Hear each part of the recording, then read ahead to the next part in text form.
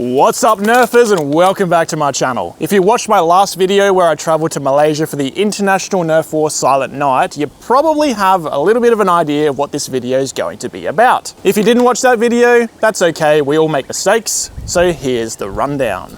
There's a dart manufacturer in China called Jinty Kids, or GNYTT Kids, pronunciation doesn't matter too much. What's important is they produce darts for both Hasbro and Dart Zone, but they wanted to create a high-performance, long-range precision dart of their own. So they reached out to Sabre blasters with their proposition. Sabre received some samples, we tested them at Silent Night. Sabre went ahead with the order, and with that, Sabre's new Tournament darts were born. Now, aside from being designed specifically for long-range accuracy, these happen to have the absolute strongest glue I've ever seen on a Nerf dart. The rubber tips have a flat disc shape on the dart stem, which gives them a large contact area with the foam. And the bond is so strong that the foam itself will rip long before the glue ever lets go. There's also a small gap between that rubber disc and the head, giving these that characteristic whistle that worker darts have, scaring the crap out of your enemies with every near miss. There's also a small molded T shape on two sides of the head, and to be honest with you, I think the tournament name came after the fact that the factory put T's on the side of the dart heads. Tdarts come in two foam colors, a purpley blue or a red. The purple ones weigh 1 gram, just like standard worker darts for example. The red ones, however, weigh a hefty 1.3 grams, or 30% heavier, making them even heavier than worker heavies, which weigh only 1.2. There's also a difference in length compared to current darts we use these days. Workers are 36 millimeters long, AF Pros are slightly longer at 37, and the old Gen 1 workers were also 37, same as the AF Pros. These new Sabre Tdarts though are 38 millimeters. Why the extra length? Well, I'm told that it gives them better stability in the air than 36 millimeters does. Despite their extra length, they do feed absolutely fine in worker 15s, worker 18s. I've only tried them with those two types of worker talons though. What I can't say for certain is the Chinese mag and grip pistols. I think they probably will be a bit too big for those because they also don't work very well with AF Pros. Now I have seen some concerned comments from people online because of how shiny these tips are, that they thought they might be plastic, but I can easily show you right here that they are rubber. Obviously the way you make a heavier dart like the red ones is you just inject the rubber at a higher pressure into the mold, so it's going to be a little more dense than the blue ones, but they're both squishy rubber. Anyway, today I'll be comparing these against both standard and heavyweight worker darts, and I have quite a few tests to get through, so let's get started with a durability test. Clamped in a vise with their worker counterparts in yellow, let's see which dart wins in 5 head-to-head comparisons.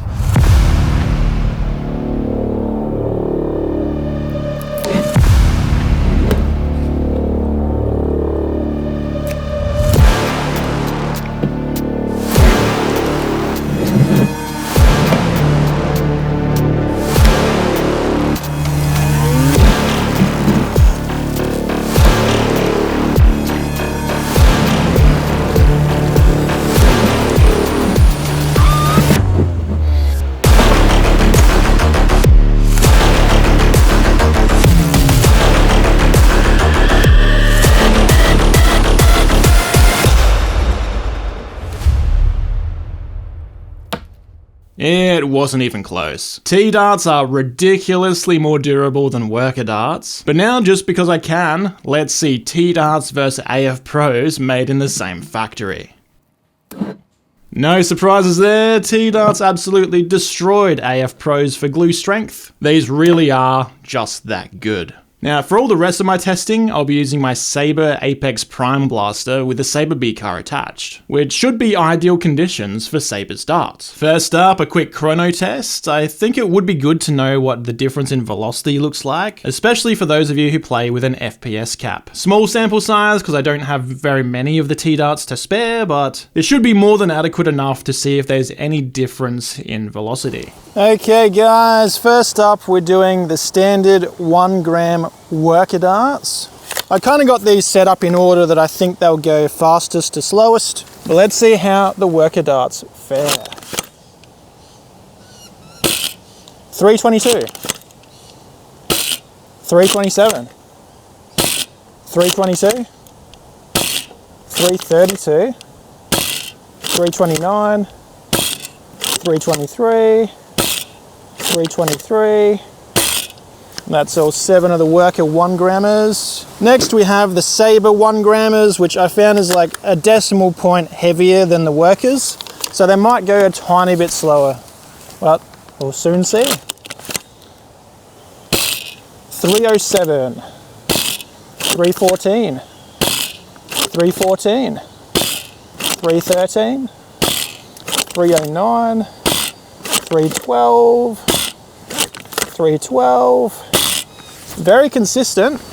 Now for our third dart we have worker heavies, which are 1.2. They should go a little bit slower. 308, 318, 306, 318, 320, 312, 308. That's all 7. So the worker heavies look like they're about the same speed as standard Sabre darts, although they weren't as consistent. Now let's take a look at Sabre heavies, which weigh 1.3 grams, the heaviest of the lot. Here goes. 277, 299, 296, 298, 298, 295, 289. That's all 7. Over the chrono, standard workers left the barrel the fastest with a 325 FPS average. Tied for second were worker heavies and Sabre standards, hitting around that 311 to 312 average. And then of course the heaviest darts of the lot, Sabre heavies, were the slowest at the muzzle with an average of 293. The early samples of Tdarts that I actually have here use softer foam than worker darts do. While I was over there, Sabre was still undecided on the softer foam versus the harder foam, so I got them to run a chrono test of their own, and the harder foam Tdarts they tested did have a slightly higher velocity like these worker darts do. So Sabre decided the final version available to the public will have a similar hard foam like worker darts and therefore higher FPS than mine do. Ignore the green color they used in their testing, they're sticking with the purple and the red for now. Now, despite my sample darts having lower FPS than the final version will, let's see how they compare for maximum range against worker darts. I've got 4 of each dart type loaded up alternating, and I'm shooting into a 30 km/h headwind, so that means the wind's coming towards me, so I expect the range to be a little shorter than usual.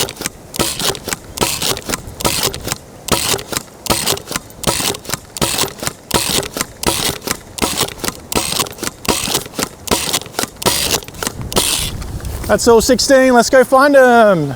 Using my laser rangefinder to tell the distances, worker standards average 55 meters, Sabre standards average 56, worker heavies average 61, and Sabre heavies average 62. Impressively, my Sabre Tdarts with their lower FPS than the final release were actually able to match worker darts for maximum range, which tells me the dart tip shape combined with that extra 2mm of foam length must be better aerodynamically. So, considering the final release Tdarts will get an FPS boost from their stiffer foam, they should actually end up outranging worker darts by a small margin. For the final test, after using these in Malaysia for all of my gameplay, I think the accuracy is where we could see a significant difference. With Tdarts, I was able to thread the needle through small gaps, hitting people hiding behind barrels, but this will be my first time actually comparing them against worker darts, so I'm not too sure what we'll see here. Okay guys, it's time for the 30-meter accuracy test. I'm going to be aiming at this faded white picture of a skull here. By the time it reaches 30 meters, they'll have dropped to about the center. Or at least I tested that with the Sabre heavies. I'll be sitting over at the drum there, resting on this sandbag, and first up we're doing the standard worker darts. 1 grammers.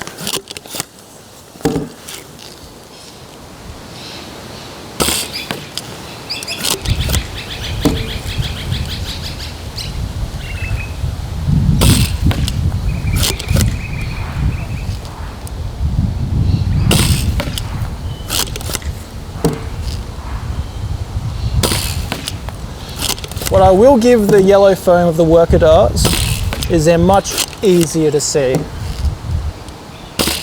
I suggested yellow to Sabre. I'll see if they can do them at a later date. For the first batch though, it will be that purpley blue and the reds.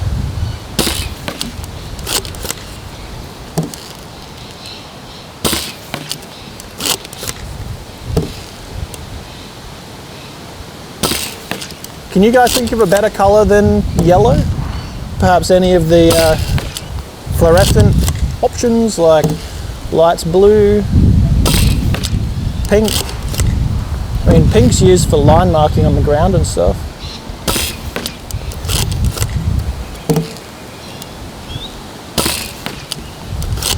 Some of these are going a little bit to the side. And we do have a light breeze, so I do wonder whether the heavier darts will maintain their trajectory in the worst conditions. Let's load up some Tdarts and do those. Alright, time for Sabre's 1 gram Tdarts, although when I did weigh them, they're like a tiny bit heavier than Worker's 1 gram, which was interesting.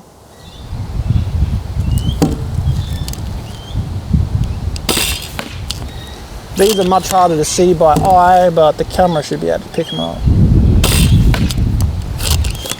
Yeah, I have no idea where these are hitting.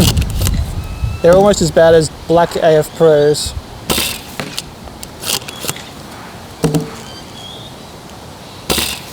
Doesn't help that the target's kind of half in shadow as well.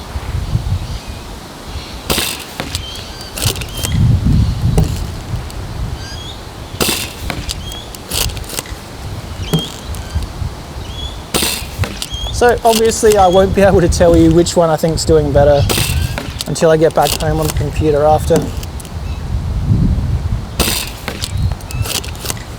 Probably a different story with the red heavies though.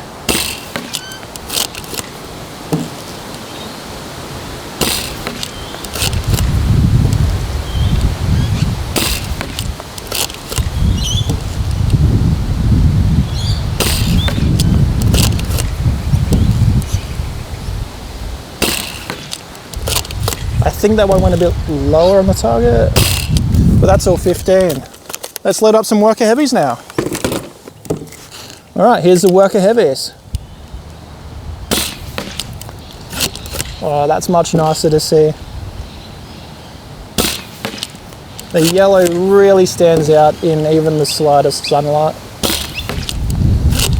And they seem to be going a little straighter than the standards too.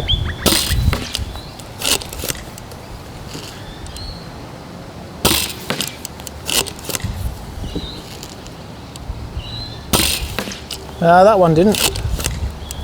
Went a little high to the right.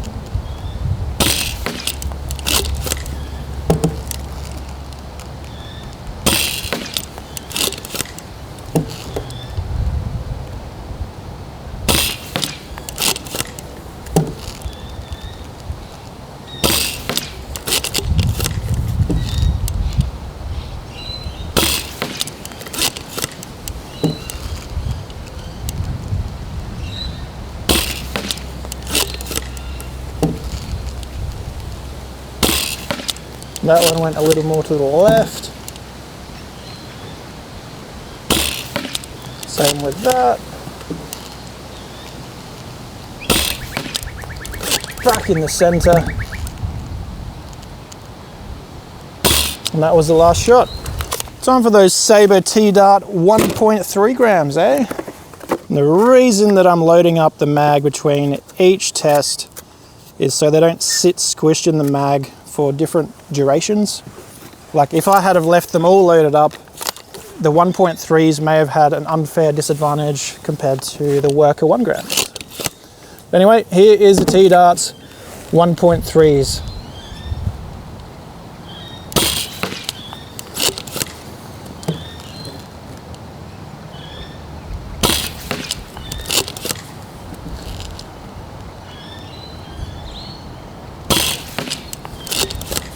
You can actually see these compared to the purple ones.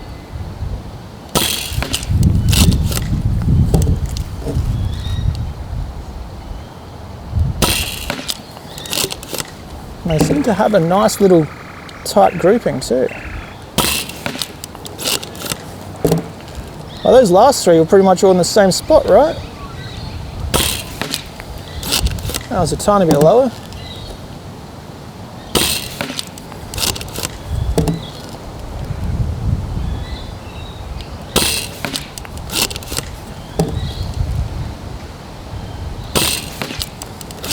It was a little more high and to the right, but nowhere near as bad as the other worker darts were.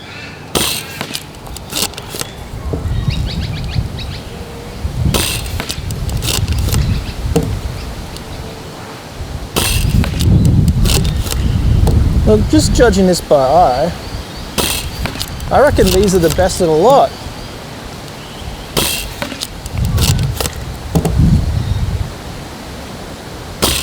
That's all 15. I mean, obviously I'll need to go back to the computer and compare the groupings side by side, but I think the Tdarts, and potentially, even though I couldn't really see them, the purple Tdarts, I think both of those did better than both of those.